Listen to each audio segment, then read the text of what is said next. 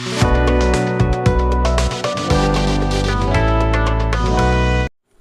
hello my dear students, my name is Ashfaq and this is your छोटा सा channel Questing Physics. So guys, this is our third lecture on electrostatics where we will be discussing some beautiful problems of moderate level based on your Coulomb's law. And इसके बाद एक और lecture होगा जहाँ पे हम जो है मॉडरेट से थोड़ा ऊपर यानी डिफ़िकल्ट लेवल के कुछ क्वेश्चंस जो हैं वो सॉल्व करेंगे, मेनली इरोडो एंड क्रोटो बुक से, जो जेई के पॉइंट ऑफ व्यू से इम्पोर्टेंट होंगे. बट आज के सेशन में हम मॉडरेट लेवल के अच्छे से क्वेश्चन जो अच्छे कुछ क्वेश्चन जो है वो सॉल्व करेंगे.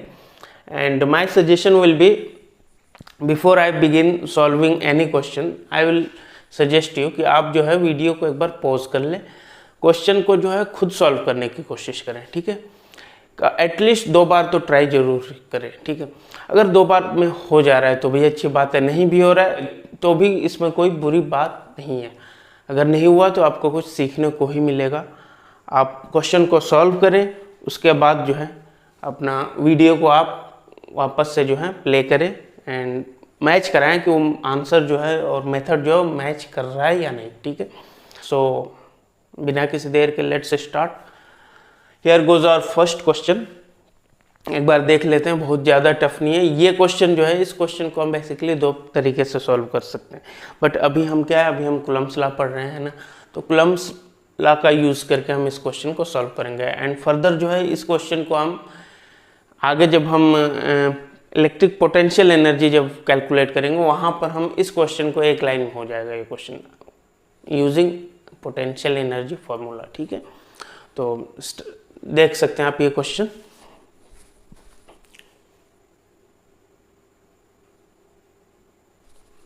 So the question here is, एक चार्ज है Q1 है ना, ये चार्ज को हमने फिक्स कर रखा है. ठीक है, एक दूसरा चार्ज हम कहीं से लेके आते हैं और दोनों चार्जेस क्या हैं, दोनों चार्ज पॉजिटिव नेचर के हैं, तो ऑब्वियसली दोनों एक दूसरे को रिपेल करेंगे है ना. दूसरा चार्ज हम लेके आते हैं, इससे R1 डिस्टेंस पे ले आके हम छोड़ते हैं. अब ये चार्ज तो फिक्स है, ये तो कहीं जाएगा नहीं. ये चार्ज क्या होगा, रिपल्शन की वजह से इधर भागेगा. ठीक है, भागते भागते भागते भागते ये यहाँ से R2 दूरी पे जब जाता है तो इसकी वेलोसिटी v हो जाती है. हमें फाइंड करना है कि वो v वेलोसिटी क्या होगी. ये चार्ज दे रखा है, इसका मास m दे रखा है ना, R1 R2 डिस्टेंस दे रखे. तो चलिए स्टार्ट करते हैं. अभी पॉज करके एक बार खुद से ट्राई कर लीजिए, बहुत ज़्यादा डिफिकल्ट नहीं है ये. ठीक है, ईजी है, करते हैं. चलिए,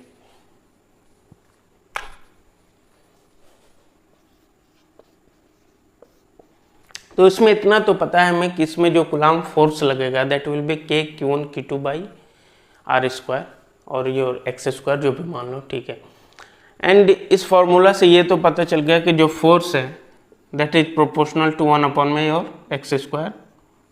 ठीक है, यानी कि फोर्स जो वो कांस्टेंट तो है नहीं, वेरी कर रहा है ना, वेरी कर रहा है. तो इससे डायरेक्टली तो हम ऐसे निकाल नहीं सकते, हमें क्या करना पड़ेगा, हमें कुछ इसमें अपना इंटीग्रेशन यूज़ करना पड़ेगा है ना. ये वेरिएबल फोर्स है डिस्टेंस के हिसाब से, सो हमें इसमें इंटीग्रेशन लगाना पड़ेगा. तो देखते हैं हम क्या करेंगे. हम मान लेते हैं कोई एक आर्बिट्रेरी पॉइंट जहाँ बीच में, जहाँ पर ये चार्ज जो है पहुँचा होगा x डिस्टेंस पे. ठीक है, हम x डिस्टेंस पे इसकी वेलोसिटी निकाल लेते हैं. उसके बाद R1 R2 रख के जहाँ पे यहाँ पे पूछा तो यहाँ पे इसकी वेलोसिटी हम निकाल लेंगे. ठीक है, तो चलिए x डिस्टेंस पे इसकी वेलोसिटी क्या होगी देखते हैं. फोर्स पहले देख लेते हैं, फोर्स कितना लगेगा इस पे. Your force will be k Q1 Q2 by x². This will be force acting on Q2 and the same force will be acting on Q1, but Q1 fix है तो मूव करेगा नहीं है ना. Q2 पे भी इतना ही फोर्स लगेगा, राइट. तो यहाँ से हम निकाल सकते हैं एक्सेलरेशन कितना आ जाएगा Q2 का. That we can call it that this is the force acting on Q2. Same force Q1 पे भी एक्ट करेगा. ठीक है, तो यहाँ से हम एक्सेलरेशन क्या फाइंड कर सकते हैं. इसका हमें फोर्स आ गया, मास से डिवाइड कर देंगे तो क्या आ जाएगा, हमारा एक्सेलरेशन आ जाएगा. तो एक्सेलरेशन ऑफ Q2 यहाँ से कितना आ जाएगा, F/m, right. Force acting on Q2 upon mass of Q2. ठीक है। तो यहाँ से क्या आ जाएगा हमारा k(q1 q2 by x square into m, right. Acceleration का फॉर्मूला क्या होता था, dv बाई dt होता था, बट यहाँ पे dt तो है नहीं, यहाँ पर x है। तो आपको याद होगा एक दूसरा फॉर्मूला भी था, that was our v dv by dx। याद है आपको? नहीं याद हो तो याद कर लो, क्योंकि ये हमने कब पढ़ा था, हमने पढ़ा था ये 11th क्लास में, ठीक है। सो बस हो गया यहाँ से। अब क्या करना है, इसे सिंपली इंटीग्रेट कर देना है, ठीक है। इंटीग्रेट करके लिमिट लगा देंगे हम एंड क्वेश्चन यहाँ सॉल्व हो जाएगा। इसे मैं मिटा दे रहा हूँ सो दैट यहाँ पे मैं इंटीग्रेशन कर पाऊँ। So from here our equation is q1 q2 by mx square that is equal to v dv by dx, right। Further dx को इधर लेकर आ जाते सो दैट ये x वाली टर्म क्या हो जाएगा, इंटीग्रेट हो जाएगा यहाँ पर k q1 q2 by m, इतना टर्म तो क्या है, कांस्टेंट है, into dx by x square. Can I right this like this, k q1 q2 by m, ये क्या है, ये तो फिक्स है, ये कांस्टेंट होगा, dx को इधर ला दिए, dx अपन में x square that is equal to v dv। यहाँ से हम क्या करें, इंटीग्रेट कर देते हैं, ये कांस्टेंट है तो ये तो बाहर रहेगा, ठीक है। यहाँ से क्या आ जाएगा k q1 q2 by m, 1/x square का क्या होता है, आपको याद होगा, इसका होता है -1/x, याद है।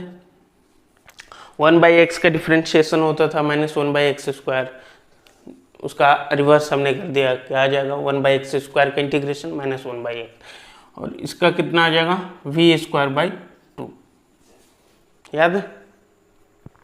इसका डिफ्रेंशिएशन करोगे क्या हो जाएगा 2v बाई 2, 2 से 2 कैंसिल, वापस v आ जाएगा, ठीक है।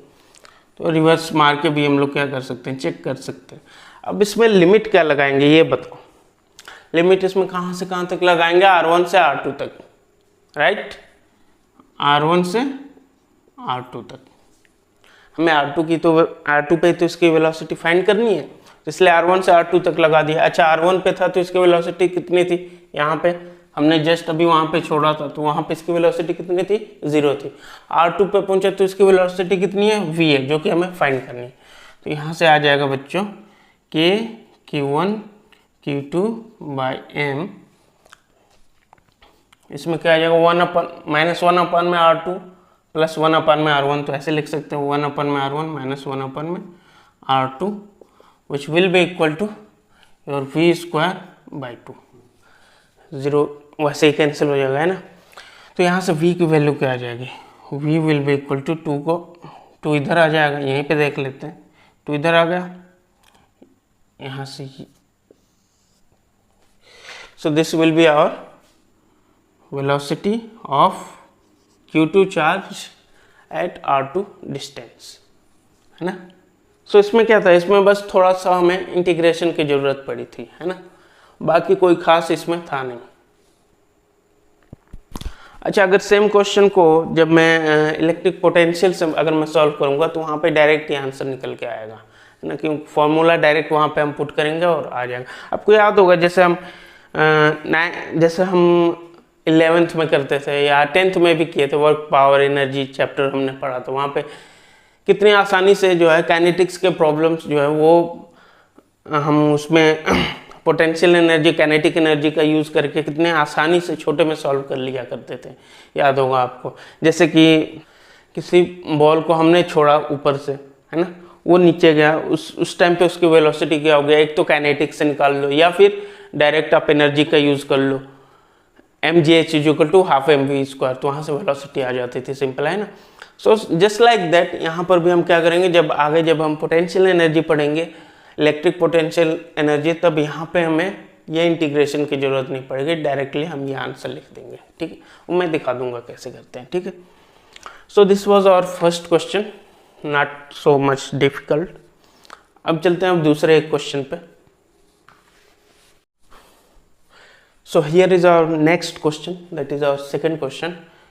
Find the value of Q in terms of M, L and theta if the system is in equilibrium. So इसमें क्या कर रखा है कि एक फिक्स पॉइंट से तीन स्ट्रिंग के थ्रू 3 पॉइंट चार्ज को, ये बड़े बड़े दिख रहे हैं, इसे बड़ा बड़ा एक्चुअल में इसे स्फेरिकल चार्ज मत समझ लेना प्लीज़। ये जो है यहाँ पे आपको दिखाने के लिए मैंने बड़ा बड़ा बना रखा है, ठीक है।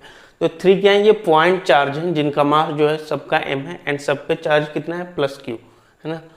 एंड तीनों को एक 3 स्ट्रिंग से ऐसे लटका रखा है, तो जाहिर सी बात है प्लस प्लस प्लस तीनों है तो सब एक दूसरे को रिपेल करेंगे। तो एट सर्टेन एंगल थीटा पे जो है ये तीनों चार्ज जो है बैलेंस हो गए हैं, ठीक है, इक्विलिब्रियम में आ गए। तो हमें फाइंड करना है कि इनमें फिर चार्ज जो है वो क्या होगा in terms of m, l and theta, ठीक है। तो सिंपल हमारा क्या करेंगे, हम वही जो हमेशा करते आ रहे हैं अपना 11th क्लास के मैकेनिक्स यूज़ करेंगे और इसको जो है इसका FBD बना के हम इसे बैलेंस कर देंगे, ठीक है। तो चलिए स्टार्ट करते हैं। किसी भी एक चार्ज को पकड़ लेते हैं, इसी को पकड़ लेते हैं, ठीक है। इस पे जो है सारे फोर्सेस लगा के वर्टिकल एंड हॉरिजॉन्टल डायरेक्शन में बैलेंस कर देते हैं, ठीक है। तो चलिए देखते हैं इस पे कितने फोर्स लग रहे होंगे। एक तो इस पे फोर्स लग रहा होगा नीचे, right, that will be our mg which is our gravitational force. दूसरा इस पे क्या लग रहा होगा, इस पे एक टेंशन भी लग रहा होगा, नीचे की ओर लटक रहा है तो, है ना, तो ये टेंशन कुछ ऐसे T हो जाएगा। एंड तीसरा इस पे क्या लग रहा होगा, इलेक्ट्रिक फोर्स लग रहा होगा, that is your coulomb force, right. And ये फोर्स, ये जो फोर्स है मेन यहीं पे जो है आपको कूलम्ब से अप्लाई हुआ, ये फोर्स जो है किन किन चार्जेस की वजह से लगेगा, एक इसकी वजह से एंड एक इसकी वजह से। तो सो ये इलेक्ट्रिक फोर्स जो ये कितना आ जाएगा, k q1 q2 by r square plus k q1 q2 अपन में r स्क्वायर, ठीक है। ये वाला r कितना होगा, इसकी अगर मैं बात करूँ l साइन थीटा, राइट। ये डिस्टेंस कितनी हो जाएगी, l साइन थीटा। देखो ये तो l है ना, तो ये हो जाए। अच्छा एक और चीज़ देख लो, यहाँ पे कंफ्यूजन आ रहा होगा आपको, सबको हमने l लिख रखा है और ये एक बराबर कर रखा है। दैट मीन्स कि यहाँ से हमें क्या पता चल रहा है कि थीटा जो है ना काफ़ी स्मॉल है, ठीक है, काफ़ी छोटा है, इसलिए जो है यहाँ पे उतना ज़्यादा वेरिएशन आपको दिखाई नहीं दे रहा, ठीक है। तो इसलिए इसे हम क्या कह देंगे फिर, l साइन थीटा। ये है l, तो ये l साइन थीटा हो जाएगा, ठीक है। सिमिलरली ये पूरी डिस्टेंस कितनी हो जाएगी, ये हो जाएगी 2l साइन थीटा।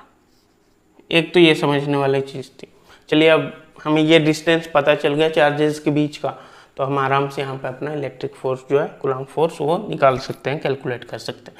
तो ये कितना आ जाएगा, k q1 q2 that will B q square, k q1 q2 अपन में r स्क्वायर, r कितना है l sine theta, l sine theta का होल स्क्वायर प्लस इन दोनों, इस पे इसकी वजह से कितना फोर्स आएगा वो भी देख लेते हैं। k q1 q2 it will be q square, k q1 q2 अपन में r स्क्वायर, r यहाँ पे कितना हो जाएगा 2l साइन थीटा, तो ये हो जाएगा 2l साइन थीटा का होल स्क्वायर। सो ये आ गया हमारा इलेक्ट्रिक फोर्स, ये हो गया ग्रेविटेशनल फोर्स। एंड सिमिलरली ये जो t है इसके भी 2 कंपोनेंट होंगे, राइट, आपने 11th में पढ़ रखा है। अगर ये थीटा है तो ये भी हो जाएगा थीटा, तो ये हो जाएगा आपका t cos थीटा, ये हो जाएगा t साइन थीटा, राइट। सो यहाँ से हम क्या लिख सकते हैं, t cos थीटा को mg के इक्वल कर देते हैं, t cos theta is equal to mg।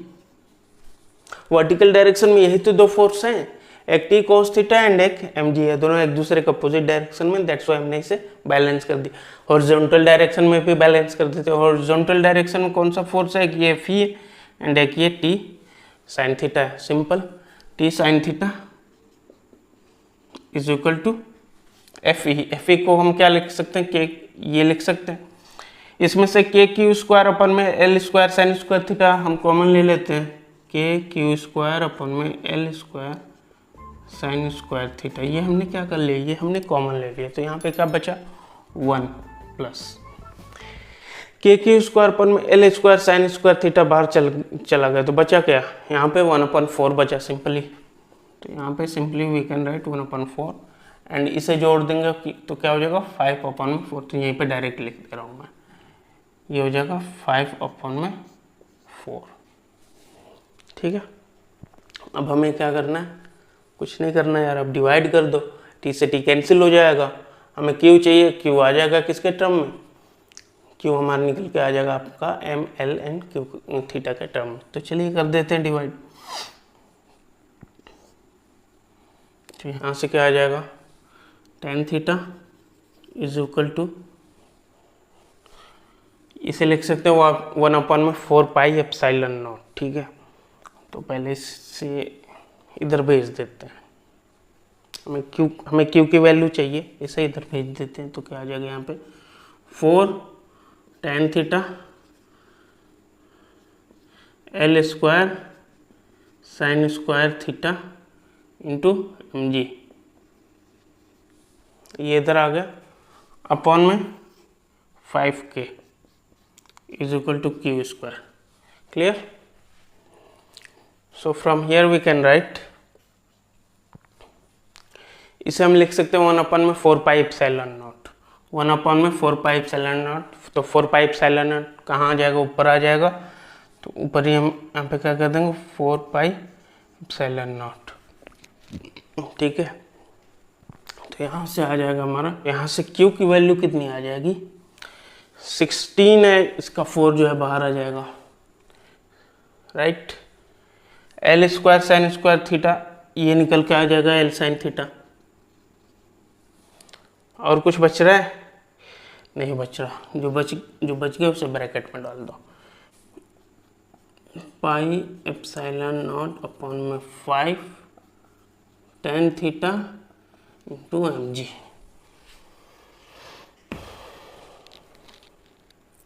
Clear?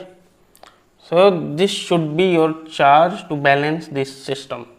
4L sin theta in bracket 4L sin theta in bracket πε0/5 mg into tan theta. ठीक है, this is your answer. So this was our second question. अच्छा question था, थोड़ा सा लेंदी था। चलिए start करते हैं अब अपना थर्ड क्वेश्चन। ठीक है,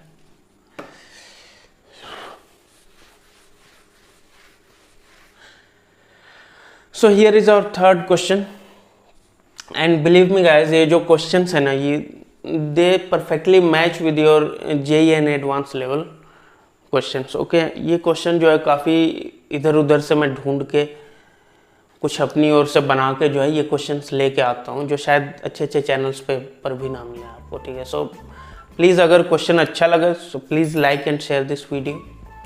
आखिर कब तक कहना पड़ेगा कि चैनल जो है छोटा सा है। ठीक है, so just try to share it. Okay, so the question given here is two identical helium filled balloons are fastened to a weight of 5 gram by threads float in equilibrium as shown in figure. Calculate charge on each balloon assuming that they carry equal charges. So कह रहा है इसमें कि दो balloon है हमारे पास, दो गुब्बारे हैं जिनमें हमने क्या कर रखा है, हीलियम गैस भर रखा है, जो मेला में देखे होगे आप बच्चे जिससे खेलते हैं। ठीक है, so that is our two balloons जिसमें हीलियम गैस भरा हुआ है, और नीचे हमने एक 5 ग्राम का वेट जो है बांध रखा है। ठीक है, वेट बांध रखा है, और जिस वजह से जो ये बलून जो है ये हवा में ऐसे फ्लोट कर रहे हैं, बैलेंस हो गए हैं। ठीक है, ना ऊपर जा रहे हैं ना नीचे आ रहे हैं। ठीक है, एंड इनमें कुछ चार्ज भी हमने दे रखा है। लेट अस सपोज हमने क्यू चार्ज दोनों को दे रखा है। ओके, क्यू चार्ज की वजह से इन दोनों बलून के बीच भी कुछ एक सेपरेशन है। अगर ये दोनों बलून जो है ये दोनों चार्ज जो है पॉजिटिव होंगे तभी तो इन दोनों के बीच रिपल्शन आएगा और कुछ सेपरेशन आएगा, है ना। तो कुछ ऐसा मामला है, और ये जो है हवा में ऐसे तैर रहा है। तो इसका मतलब हवा में तैर रहा है, दैट मीन्स कि वर्टिकल डायरेक्शन में भी फोर्स बैलेंस है, एंड ये कुछ डिस्टेंस मेंटेन किए हुए हैं, दैट मीन्स कि हॉरिजॉन्टल डायरेक्शन में भी फोर्स जो है वो बैलेंस है। ठीक है, बोथ डायरेक्शन में फोर्स बैलेंस है, जिस वजह से ये पूरा सिस्टम जो है हवा में क्या कर रहा है, तैर रहा है। ठीक है, तो हमें वही फाइंड करना है कि ये प्लस क्यू चार्ज जो है वो कितना होगा। ठीक है। डिस्टेंस दे रखी है 100 सेंटीमीटर और इन दोनों के बीच की डिस्टेंस जो है वो 60 सेंटीमीटर, वेट हमारा 5 ग्राम है। तो चलिए स्टार्ट करते हैं, हो जाएगा बिना किसी देरी के। आई विल रिकमेंड कि आप एक बार इसे खुद से ट्राई करें, ठीक है। थोड़ा सा लेंदी है ये, थोड़ा सा कैलकुलेटिव है, बट कॉन्सेप्ट जो है वो सेम है। सिंपली वही क्या करना है, हमारा कूलम्ब्स लॉ वाला फोर्स लगाना है एंड फोर्स को FBD बना के बैलेंस कर देना है, ठीक है। तो चलिए देखते हैं। यहाँ पर एक फोर्स इसका लग रहा होगा mg, इस वजह से यहाँ पर एक टेंशन भी लग रहा होगा T। सिमिलरली इस स्ट्रिंग पे भी एक टेंशन लग रहा होगा T। एंड अगर मैं बीच से इसे बाइसेक्ट करके एक एंगल को थीटा कर दूं तो हमें इसका जो है टेंशन का कंपोनेंट करने में भी आसानी हो जाएगी, है ना। तो इस वजह से यहाँ पे कितना आ जाएगा, इसका इधर कंपोनेंट क्या होगा T cos थीटा। सिमिलरली इसका इस साइड में कंपोनेंट क्या होगा T cos थीटा। तो नेट फोर्स इस ऑब्जेक्ट पे ऊपर की ओर कितना हो जाएगा 2T cos थीटा। देखो यहाँ पे नहीं समझ में आया तो फिर से देखो, बलून हमने बांध रखा था, दोनों स्ट्रिंग में टेंशन आया T T T। दोनों टेंशन का क्या होगा, एक वर्टिकल कंपोनेंट होगा और एक हॉरिजॉन्टल कंपोनेंट होगा। वर्टिकल कंपोनेंट क्या होगा T cos थीटा, इसका भी वर्टिकल कंपोनेंट क्या होगा T cos थीटा। तो नेट यहाँ पर वर्टिकल कंपोनेंट क्या होगा 2T cos थीटा एंड इधर क्या हो जाएगा T sin theta and T sin theta. देखो यहाँ पे क्या करेंगे ना, यहाँ पे बेसिकली हम फोर्स को जो है दो जगह बैलेंस कर देंगे तो दो इक्वेशन बड़ी अच्छी से निकल के आ जाएगी, ठीक है। एक तो इस ऑब्जेक्ट के अराउंड हमने फोर्स को बैलेंस कर दिया, कैसे, हॉरिजॉन्टल डायरेक्शन में इधर जो है T sin थीटा एक दूसरे को बैलेंस कर दिए। वर्टिकल डायरेक्शन में यहाँ से क्या इक्वेशन निकल के आ जाएगी 2 cos theta is equal to mg, 2T cos theta is equal to mg। This is our first equation. चलो जी यहाँ पर तो हो गया, अब कुछ इलेक्ट्रिक फोर्स से भी खेल लेते हैं कि नहीं। यहाँ पर भी क्या होगा, इस साइड में लग रहा होगा टेंशन T, इसके लिए बलून के लिए इधर लग रहा होगा टेंशन T, है कि नहीं। तो सिमिलरली इस T के भी क्या होंगे, दो कंपोनेंट हो जाएंगे, एक इधर एंड एक इधर, राइट। ये थीटा है तो ये भी क्या हो जाएगा थीटा, तो ये हो जाएगा T cos थीटा एंड इधर क्या हो जाएगा T sin थीटा, राइट। तो यहां से हम क्या कह सकते हैं, ये T cos थीटा को कौन बैलेंस कर देगा, इधर वाला एक जो बाउंसी फोर्स लग रहा होगा वो हीलियम गैस की वजह से जो बायनेंसी फोर्स लग रहा होगा FB that will be balanced by T cos theta and जो इलेक्ट्रिक फोर्स है उसे कौन बैलेंस करेगा T sin theta. T sin theta is equal to your FE electric force, that is your equation 2। Buoyancy force की हम यहाँ पे अब बात नहीं करेंगे, क्यों, क्योंकि हमें क्या करना था, हमें निकालना था Q की वैल्यू, ठीक है, जो कि यहाँ से आ जाएगी। एक T प्रॉब्लम था जो कि यहाँ पर अब कैंसिल होने जा रहा है डिवाइड करने पे, ठीक है। तो बायनेंसी फोर्स की हमें बात करने की ज़रूरत ही नहीं। तो यहाँ से हम क्या लिख सकते हैं 1/2, इसमें इससे भाग दे देते हैं तो क्या होगा T से T कैंसिल, राइट। तो क्या बच जाएगा यहाँ पे 2 cot theta is equal to mg by mg upon में FE, राइट।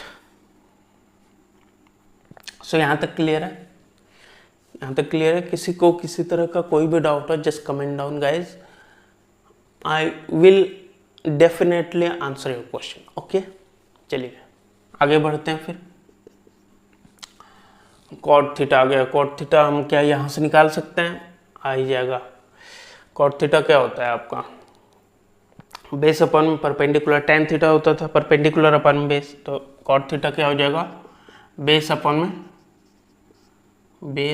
में परपेंडिकुलर, राइट। एंड ये क्या हो जाएगा mg अपन में FE।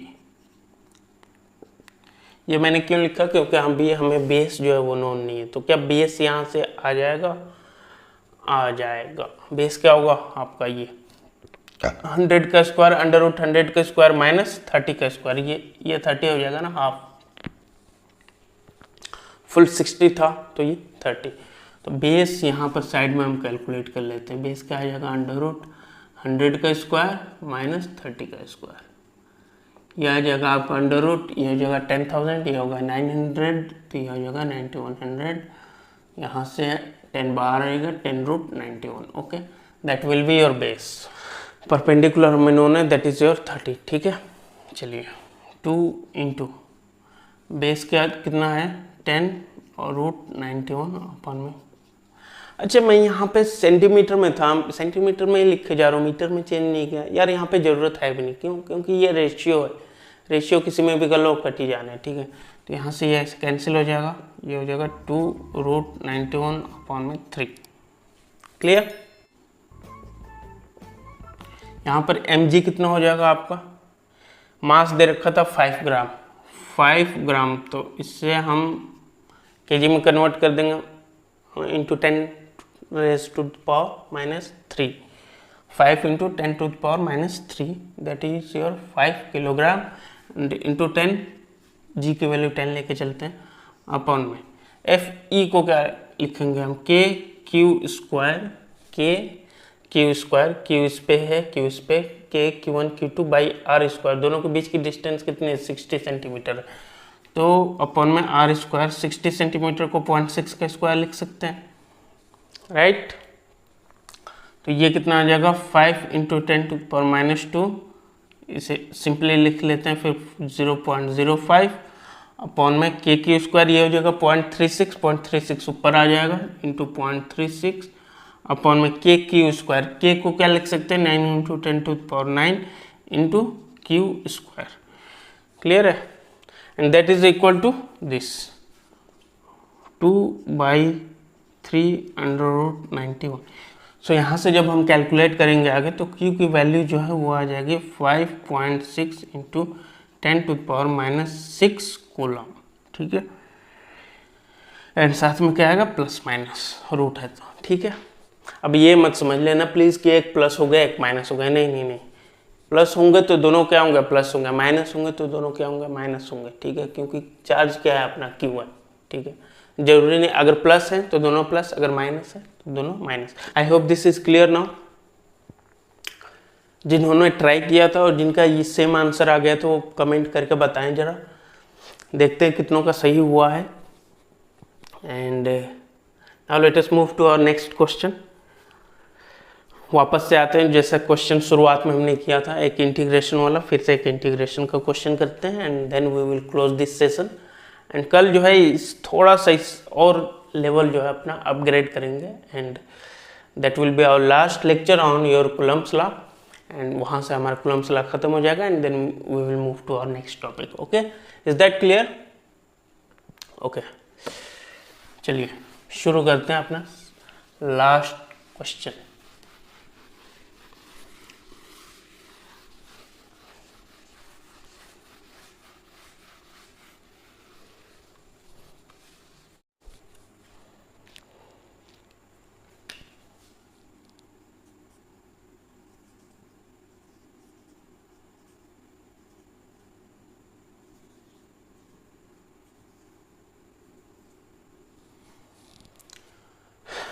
So here is our fourth question. इसमें क्या कर रखा है, इसमें एक रॉड ले रखा है जिसका लेंथ जो है L है, as you can see here rod is given with the length of L। इस L लेंथ के रॉड पे जो है Q चार्ज जो है वो यूनिफॉर्मली डिस्ट्रीब्यूटेड है।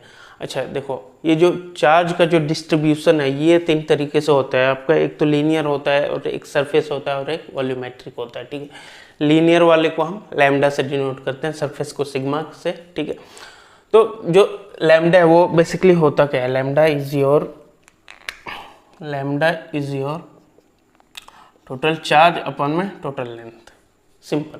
ठीक है ना, dQ/dL भी कह सकते हो। ठीक है, जितना चार्ज जो है जितने लेंथ पे डिस्ट्रीब्यूटेड है that is your lambda, linear charge density. ठीक है, तो इन अदर वर्ड इस रॉड की जो है लीनियर चार्ज डेंसिटी कितनी है, लैम्डा है। एंड इससे r डिस्टेंस की दूरी पे एक दूसरा चार्ज है दैट इज Q एंड हमसे पूछ रहा है कि इस Q चार्ज पे जो है फोर्स कितना लगेगा and it is given that both the charge are positive. ठीक है, अगर पॉजिटिव चार्ज है तो ऑब्वियस है कि इस पे फोर्स जो है इस डायरेक्शन में कुछ कुछ लग रहा होगा। ठीक है, बट बात अब बच्चों यहाँ पे ये आता है कि कुलम्ब्स लॉ जो है, जो हमने अभी पढ़ा था, ये वैलिड किस पे है? This Coulomb's law is valid for only point charges. ठीक है, ये तो पॉइंट चार्ज है दिख रहा है, but this is not a point charge. ये क्या है? पूरी एक रॉड दे रखी है, पूरी एक लेंथ दे रखी है L लंबाई। ठीक है, this is not a point charge. So यहाँ पे हम कुलम्ब्स लॉ कैसे लगाएंगे? देखो, अब यहाँ पे कुलम्ब्स लॉ लगाने के लिए हम क्या करेंगे? अपना कैलकुलस का यूज़ करेंगे। ठीक है, कैलकुलस में आपने पढ़ा होगा डिफरेंशिएशन होता था, जहाँ पे हम चीज़ों को छोटे छोटे टुकड़ों में तोड़ते थे। इंटीग्रेशन में क्या करते थे? छोटे छोटे टुकड़ों को जोड़ते थे, है ना। तो हम क्या करेंगे? चलो ठीक है भाई, पूरे पे तो नहीं हो सकता, पूरे पे तो कुलम्ब्स लॉ अप्लाई नहीं हो सकता, किसी एक छोटे पार्ट पे तो हो सकता है। किसी एक छोटे से पार्ट पे जो कि पॉइंट साइज का, उस पर तो कुलम्ब्स लॉ अप्लाई होगा। हाँ, उस पर हो जाएगा। तो हम मान लेते हैं यहाँ पे एक छोटा सा जो है, एक छोटा सा एलिमेंट हम कंसीडर कर लेते हैं जिसकी लेंथ जो है ना एकदम नेग्लिजिबल है, इतना कम है कि ये पॉइंट चार्ज लगे। ठीक है, तो हम क्या करेंगे इसमें? यहाँ से इस गिवन चार्ज से x डिस्टेंस पे, कितने डिस्टेंस पे? x डिस्टेंस पे कहीं पे एक छोटा सा एलिमेंट जो है वो कंसीडर कर लेंगे। ठीक है, एक छोटा सा एलिमेंट dx लेंथ का जो है कंसीडर कर लेंगे। dx यानी कि काफ़ी छोटा है, बहुत छोटा है, पॉइंट के बराबर है। ठीक है, जिसकी लंबाई कितनी है? dx है। ठीक है, कितनी डिस्टेंस पे? x डिस्टेंस पे हमने वो छोटा सा एलिमेंट कंसीडर किया है। ठीक है, तो अब इस एलिमेंट पे चार्ज कितना होगा? That will be our lambda dx, right. Charge कितना होगा? Lambda dx। अभी बताया था लैम्डा क्या है आपका? Linear charge density. तो यहाँ पे जो चार्ज आ जाएगा that will be our lambda dx। ठीक है, तो अब इन दोनों के बीच हम क्या लगा सकते हैं? फोर्स निकाल सकते हैं। Force on charge Q due to this element क्या हो जाएगा? dF that will be equal to K Q1 that is your Q, Q2 that is your lambda dx, lambda d K Q1 Q2 अपन में R square कितना है? x है, x square. Clear है? अब आगे क्या करना है? इंटीग्रेट मार दो, और कुछ नहीं। इंटीग्रेट कर देंगे, यहाँ से क्या आ जाएगा? फोर्स आ जाएगा। अच्छा, ये लिमिट कहाँ से कहाँ तक लगाएंगे भाई? लिमिट हम कहाँ से लगाएंगे? यहाँ से यहाँ तक। हमें पूरे इस रॉड पे जो चार्ज है इसकी वजह से इस पे फोर्स निकाल, तो पूरा ये रॉड जो है वो कंसीडर करेंगे। वो कहाँ से कहाँ तक है? यहाँ से r डिस्टेंस पर है ना, r से लेके r प्लस एल तक, है कि नहीं? r, ये डिस्टेंस r है एंड ये डिस्टेंस कितनी है? r plus L, r plus L. तो ये हम लगा देंगे लिमिट r से r प्लस एल तक। क्लियर है? चलो कर लो। अब यहाँ से फोर्स आ गया आपका कितना?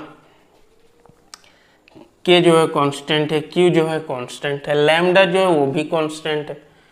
बचा कितना? dx अपन में x स्क्वायर, राइट।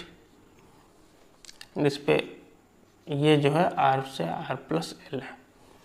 1 अपन में x स्क्वायर, इसका इंटीग्रेशन क्या होता है? -1 अपन में x। तो ये यहाँ से ये आ जाएगा, इधर लिख दे रहा हूँ,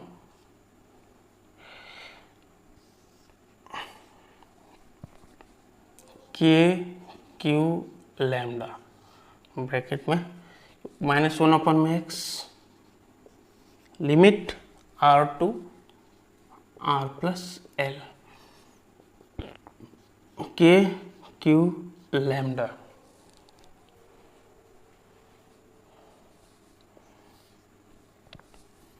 वन अपन में r माइनस 1 अपन में r plus L. So this is your answer. This force will act on your Q। ठीक है, क्लियर है? सिंपल था, कुछ नहीं था। हमें इसमें बस ट्रिक क्या थी? हमें मालूम होना चाहिए था कि जो आपका कुलम्ब्स लॉ है that is valid for only point charges, and यहाँ पे क्या था? ये पॉइंट चार्ज नहीं था। तो हमने क्या किया? हमने एक छोटा सा एलिमेंट कंसीडर किया जो पॉइंट के ही जैसा हो, और उस पर हमने चार्ज जो है वो फाइंड कर लिया, लैम्डा dx हो गया, because lambda is your linear charge density. And वहाँ से हमने इस एलिमेंट और इसके बीच जो है फोर्स कैलकुलेट किया, एंड फर्दर हमने उसे क्या कर दिया, इंटीग्रेट कर दिया पूरी रॉड के ऊपर, ठीक है, बोले तो r से r+l तक, ठीक है, क्लियर है? Okay, so I hope this is clear. Now let us and this session. Next session में हम कुछ इरोडो के प्रॉब्लम करेंगे, कुछ प्रोटो के करेंगे प्रॉब्लम, वही प्रॉब्लम करेंगे जो आपके जेई एंड नीट सिलेबस से रेलेवेंट हो, बिकॉज यू नो इरोडो वगैरह में जो है काफ़ी जो है आउट ऑफ सिलेबस जाके क्वेश्चन जो है दे रखे हैं, तो वैसे क्वेश्चन हम डिस्कस नहीं करेंगे। We will discuss only the relevant questions जो कि डायरेक्टली जो है आपके जेई या नीट में आ सकते हैं, ठीक है। ओके, सो मिलते हैं नेक्स्ट क्लास में, तब तक के लिए बाय बाय, टेक केयर।